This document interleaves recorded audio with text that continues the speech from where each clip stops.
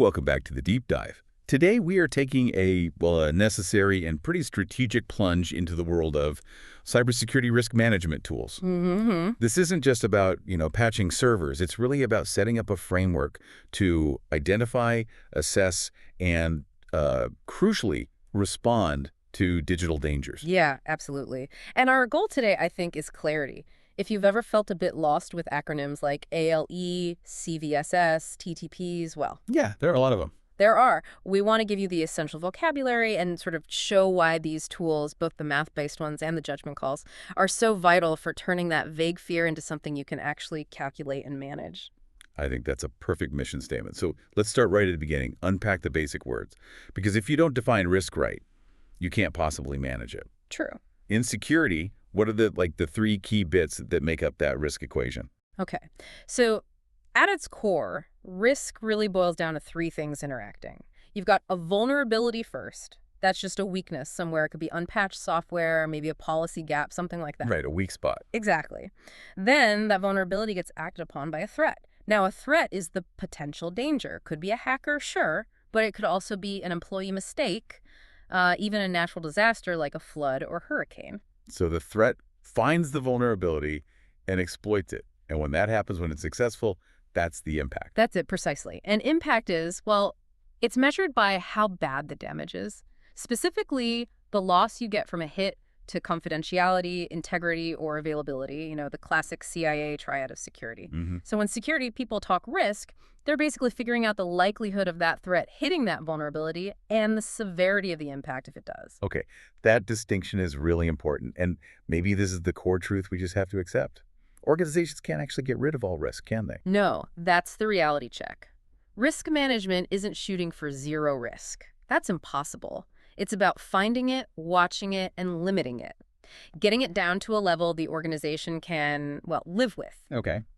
And once you've put your controls in place, your firewalls, patching schedules, policies, all that stuff, the risk that's still left over, that exposure you consciously decide to accept, that's called residual risk. Residual risk. I find that concept really interesting because it forces a decision from the top, doesn't it? You have to actually say, okay, we accept this particular danger might happen. Exactly. It demands acknowledgement. But before we get to accepting residual risk, we need to think about the starting point. What's the risk level before you even apply any controls? Ah, right.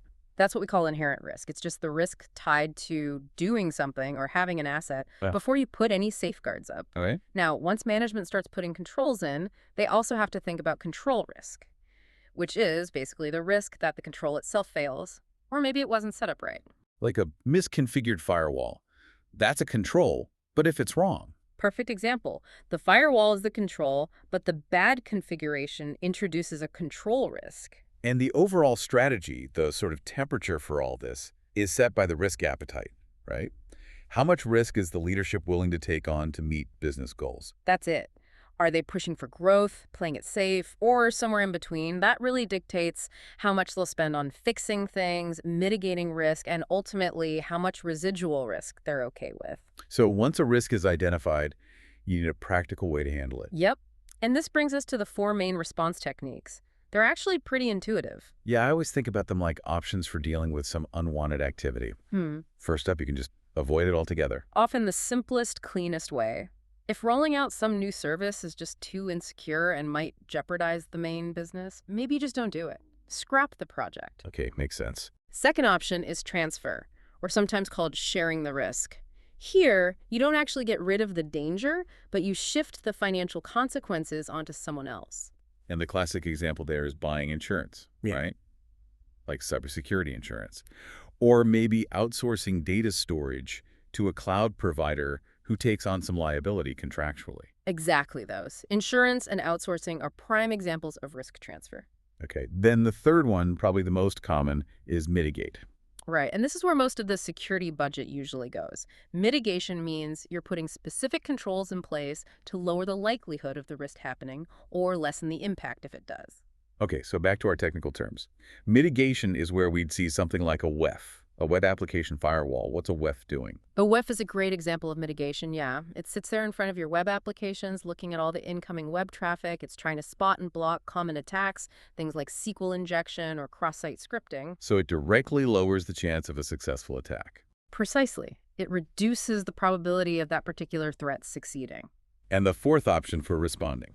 The last one is accept. This usually happens when you do a cost-benefit analysis, and it turns out that putting in a control would actually cost more than the potential loss you'd expect over, say, a year. So you just decide to live with it. You decide to live with it, you document it carefully, and that specific risk officially becomes part of your known residual risk.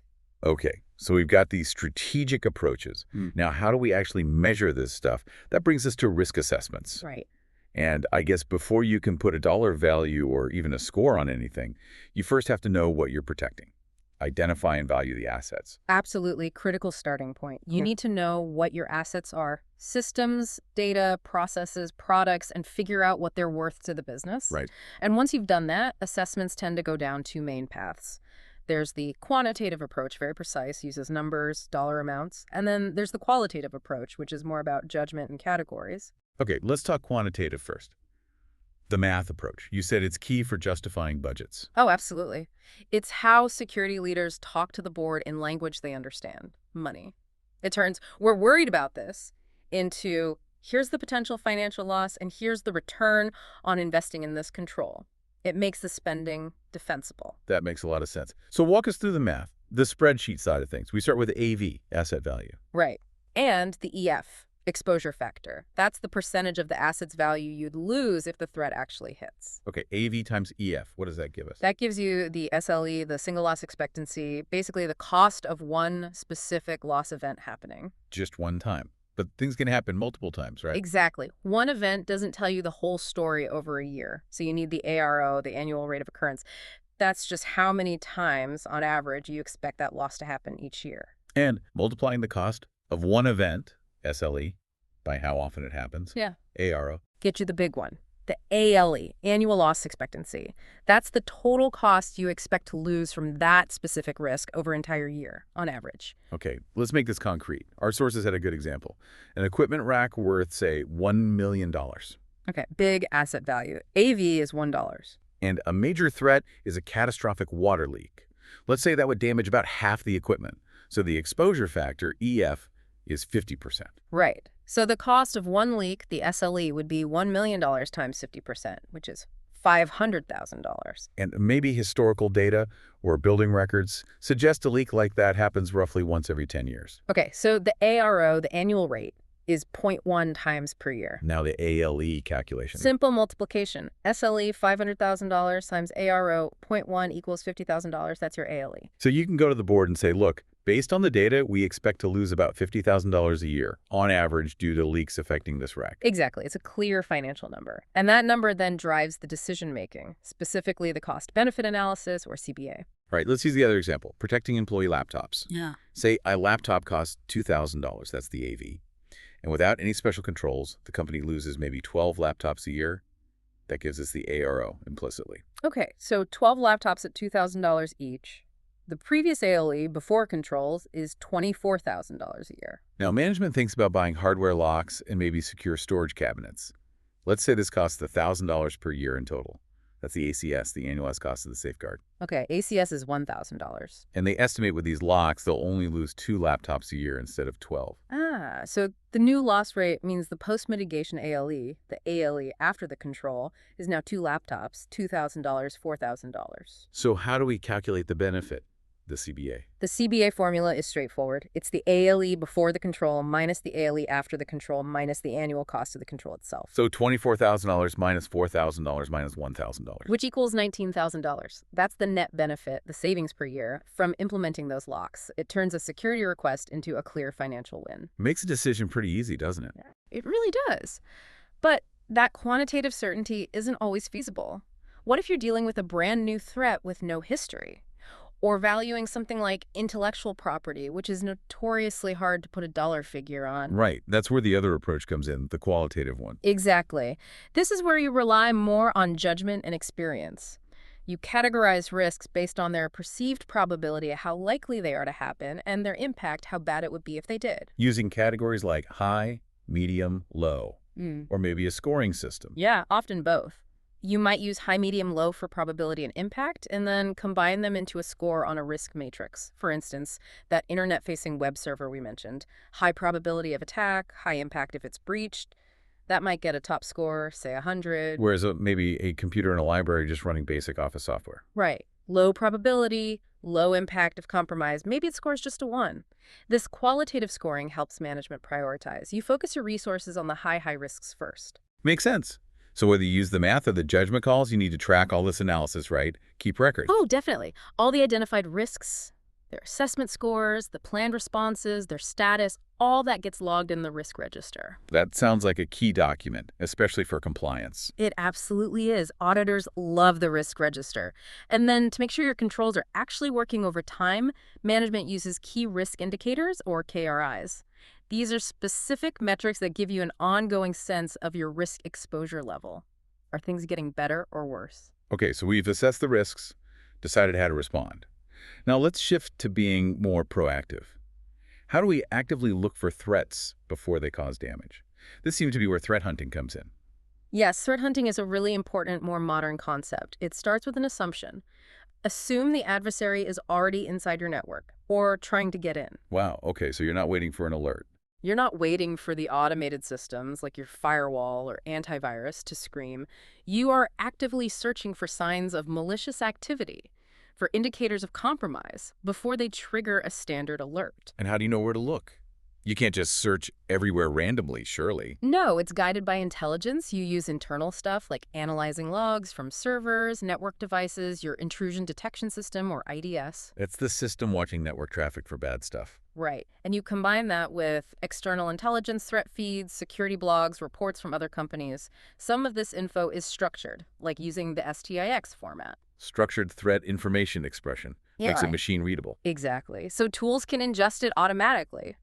But a lot is unstructured too, just reading reports. And critically, hunters focus on TTPs. Tactics, techniques, and procedures.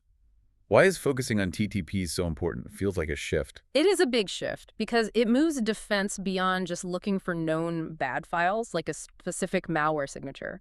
If you only look for signatures, you miss brand new attacks, 0 days. TTPs describe the behavior of the attacker. How do they move laterally inside a network? What commands do they use to elevate privileges? How do they try to maintain persistence? By looking for these patterns of activity, you can spot adversaries even if they're using completely new tools. That sounds much more adaptable. Okay, Yeah. so threat hunting is proactive searching. What about the more standard checks? Vulnerability scanning. Right. Vulnerability scanning is more of a passive assessment. It's usually automated tools probing your systems, looking for known weaknesses, things like open ports that shouldn't be open, missing security patches, weak default passwords, misconfigurations. But crucially, it just identifies the weakness. It doesn't try to exploit it. Correct. It finds the potential hole. It doesn't try to climb through it. That's a key difference from pen testing later. What are the big challenges with scanning in practice? Accuracy seems like a big one. Oh, yeah. You're constantly dealing with false positives. The scanner flags something as a vulnerability, but it's actually not there, maybe due to a configuration it didn't understand. Annoying wastes time. Very. But the flip side is worse, false negatives. That's when a real vulnerability exists, but the scanner completely misses it. That's dangerous because it gives you a false sense of security. Yikes. And I've heard about different types of scans, credentialed versus non-credentialed. Right. A non-credentialed scan runs from the outside like an external attacker would see your systems. No logins, just probing what's publicly accessible. Okay. A credentialed scan is different. You give the scanner valid login details, like a user account. It logs in and performs checks from the inside.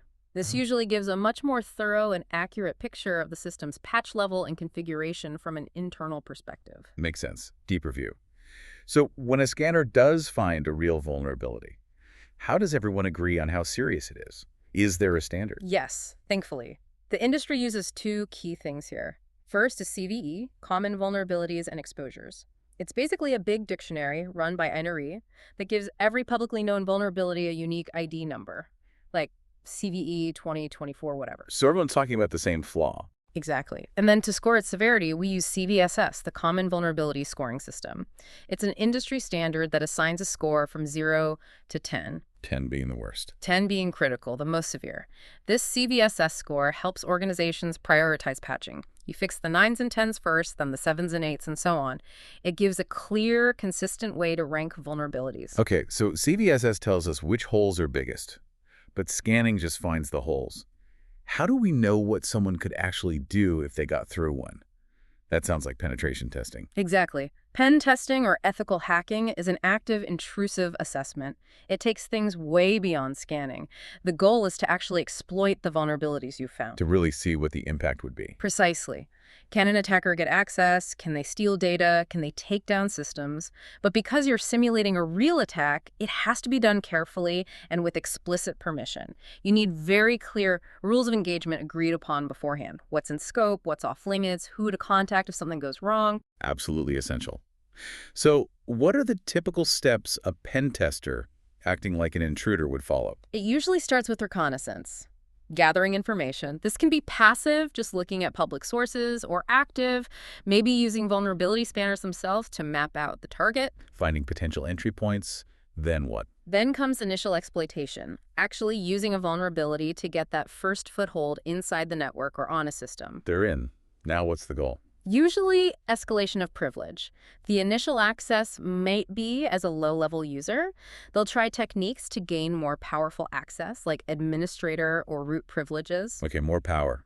Then they often pivot. Use the machine they just compromised as a launching pad to attack other systems deeper inside the network. Move laterally. Spreading out. And they need to make sure they can get back in later. Yeah, that's persistence. Setting up ways to maintain access even if the initial vulnerability is patched or the system reboots, like installing backdoors or creating hidden accounts. And finally, if they're good. If they're good and simulating a real stealthy attacker, the final step is cleanup. Removing all their tools, scripts, logs, accounts, any trace that they were ever there. Covering their tracks. Makes the defender's job harder. Now, these pen tests, they can be run differently based on how much the tester knows beforehand, right? The box types. That's right. It refers to the tester's level of knowledge about the target environment. So black box testing is? Zero prior knowledge. Yeah. The tester gets maybe just a company name or an IP range. They have to figure everything out from scratch, just like a real external attacker would. They might use techniques like fuzzing, throwing lots of random data at inputs to see what breaks. Okay, totally blind. What about the opposite? That's white box testing. Here, the tester gets full information, network diagrams, source code for applications, admin credentials, documentation. It's designed to do a deep dive and find flaws assuming an insider threat or after a breach. Got it. And the middle ground? The most common is probably gray box testing. The tester gets some limited information, maybe standard user login credentials or some basic network diagrams, but not the full picture. It simulates an attacker who has already gained some initial access or has some insider knowledge. Okay, black, white, gray. Makes sense. And these kinds of tests, especially the bigger ones, often lead into these cybersecurity exercises, right? With the different colored teams. Exactly. These exercises are fantastic training and validation tools, really dynamic. You get the different teams playing specific roles. So the red team, Yeah. they're the attackers. Yep. The red team's job is to emulate adversaries. They use realistic TTPs, try to breach defenses, achieve specific objectives like stealing data or gaining domain control, all to test the organization's detection and response capabilities. And trying to stop them is the blue team. Right. The blue team is the defense. They're the Security Operations Center, SOC analysts, the incident responders, the system admins. Their job is to detect the red team's activity, defend the systems, contain the intrusion, and eradicate the threat. Classic offense versus defense. What about purple? Purple teaming is more collaborative. It essentially combines red and blue functions. The red team performs an attack technique, and the blue team watches in real time to see if they detected it.